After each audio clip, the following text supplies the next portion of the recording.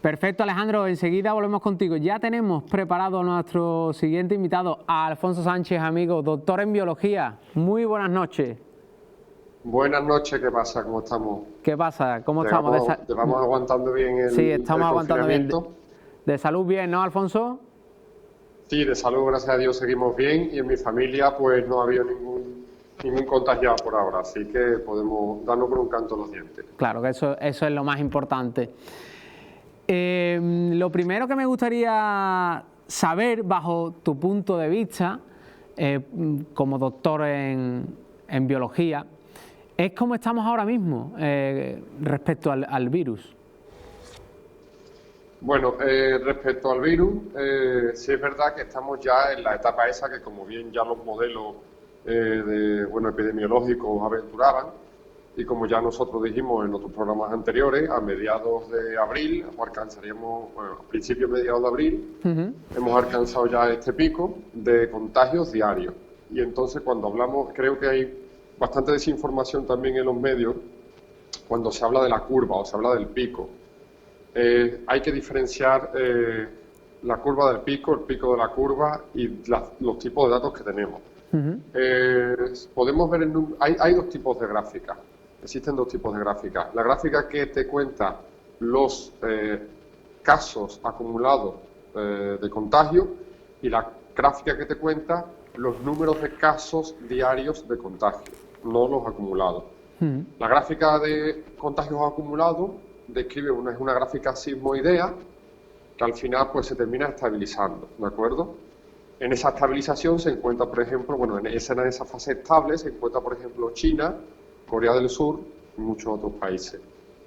Y después en la que sí podemos ver el pico, el famoso pico, es en la de casos diarios registrados, ¿de acuerdo? España, menos mal, ya hemos pasado ese pico de casos diarios registrados. Ya no sé si ayer teníamos 3.000, el pico hemos llegado a tener hasta 9.000 casos en un día, China llegó a tener 14.000 casos en un día, y bueno, ya estamos bajando el número de casos diarios que registramos. ¿Qué consecuencia tiene que el número de casos diarios sea ya más bajo? Pues que la curva empieza a estabilizarse. Como ya bien dijimos en otros programas, a partir de mediados de abril podríamos ver cómo ya la curva de casos acumulados empieza a estabilizarse, que eso es lo que buscamos a toda costa, que se estabilice. Claro. Y por supuesto que no vuelvan a aumentar los números de casos diariamente registrados. Lo que sí, como biólogo, lo que sí me preocupa muchísimo es el importante riesgo de recaída que tenemos aquí en España, ¿de acuerdo? El importante riesgo de recaída. Y si quieres, pues... Bueno, ya ya se está trabajando, que es la que podemos mostrar ahí. Pues hicimos un área, una de las mejores revistas científicas en el sector publicó un área en el que podíamos encontrarnos a este coronavirus. Lo situaba con un ratio de infección, una R0 de entre 1 y 3,5. Bueno, el R0 ya hablamos en el último programa que era de 3 aproximadamente, y que la mortalidad, sin embargo, pues era 3-4% en la población en general, ¿Qué es lo que sabemos ahora? Pues que la mortalidad es mucho más alta porque se concentra en las personas mayores, como también hemos dicho en otros programas. En la población en general la mortalidad no deja de ser de un 3-4%, pero en aquellas poblaciones en las que hay mayor número de personas mayores, pues la mortalidad sube considerablemente. De hecho, los números ya son claros, 30% de la población en general pasa por asintomáticos. Sin embargo, cuando este virus alcanza una población en la que el ratio de personas mayores pues, es más grande, la mortalidad es bastante más alta, ¿de acuerdo?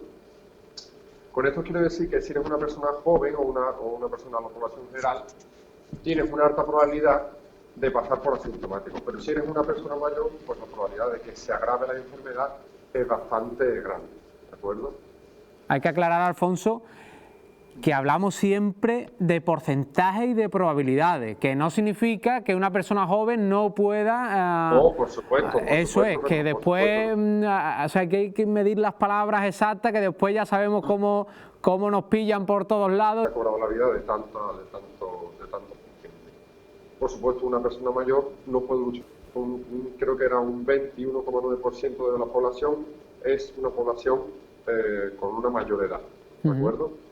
Es decir, hemos llegado a un número muy elevado de infectados, porque no me molesta decirlo en absoluto, actuamos tarde con respecto al número de contagiados. Claro. Actuamos pronto si miramos la fecha absoluta con respecto a otros países, pero si miramos la tasa de contagiados con respecto a otros países actuaron cuando el número de contagiados era mucho más bajo que el de España. Claro. Entonces esto contribuyó mucho a que el número de contagiados se elevara tanto. Pero bueno, como vuelvo a decir, estamos ya en esa parte de la curva bajando. No podemos hacer otra cosa por ahora los ciudadanos, más que el confinamiento de la medida que estamos llevando a cabo, y bueno, no queda otra. Otros aspectos científicos del virus también, bueno, conocemos ya el genoma a la perfección del virus. Tenemos el genoma del virus tiene 29.900 pares de base. Esto a vosotros os suena algo a chino, nunca mejor dicho. A chino. El tamaño del genoma, como ya he dicho yo en otros programas, los virus tienen genomas pequeños, ¿de acuerdo? El de este virus es de 29.900 pares de base. Es un genoma pequeño si lo comparamos, por ejemplo, con el del ser humano, que tiene 3.200 megapares de base. Estamos hablando de un montón de órdenes de magnitud mayor. Tenemos 29.900 pares de base, conocemos ya todas las proteínas de esa envuelta que hablábamos. Cuando describíamos el virus decíamos que era un virus con envuelta lipoproteica, de lípidos y de proteínas. Conocemos las 3 proteínas clave que permiten la adhesión del virus a la célula para que la infecte. Conocemos todos esos aspectos del virus. Aspectos que deberíamos de conocer y que se está investigando mucho. Uno de ellos es, pues, está haciendo genómica poblacional en el propio virus. Se está mirando cómo se mueve, eso también hablamos en un programa, cómo se va moviendo genéticamente el virus a lo largo del mapa del mundo. Y lo que más me preocupa a mí como biólogo, o como doctor en biología molecular, es el ratio de mutación que tiene el virus. ¿Por qué esto es tan importante? Porque eso puede dar lugar a cepas diferentes para los que no estemos inmunizados, como ocurre, por ejemplo, con la gripe todos los años. ¿De acuerdo? Entonces, esa tasa de mutación también es algo importante que se está investigando mucho. Y eso es pronto para saberlo, pues, ¿por qué? Pues porque no sabemos cómo va a reaccionar el virus en los próximos meses a ciencia cierta. Igual que hace, cuando era principios de febrero, pues no sabíamos encuadrar al virus en su tasa de mortalidad ni en su tasa de contagio, ni sabemos ahora cómo va a responder el virus en verano, porque confiamos en que las altas temperaturas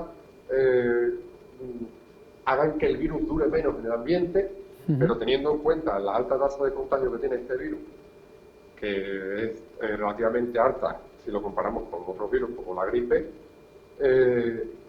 si tenemos en cuenta esa tasa de contagio, tal vez ese calor influya en que esa tasa de contagio no sea tan alta, pero eso no quiere decir que si nos relajamos vuelva a surgir otro pico, ¿de acuerdo? O sea que el calor en teoría debería de ayudarnos, pero no estamos tampoco seguros de eso. Es la primera vez que nos encontramos con este virus. Esos son los aspectos biológicos, puramente biológicos, que sabemos y que podemos, si quieres después, pues hablamos un poquito más de biología ya con respecto a los tratamientos y a las vacunas.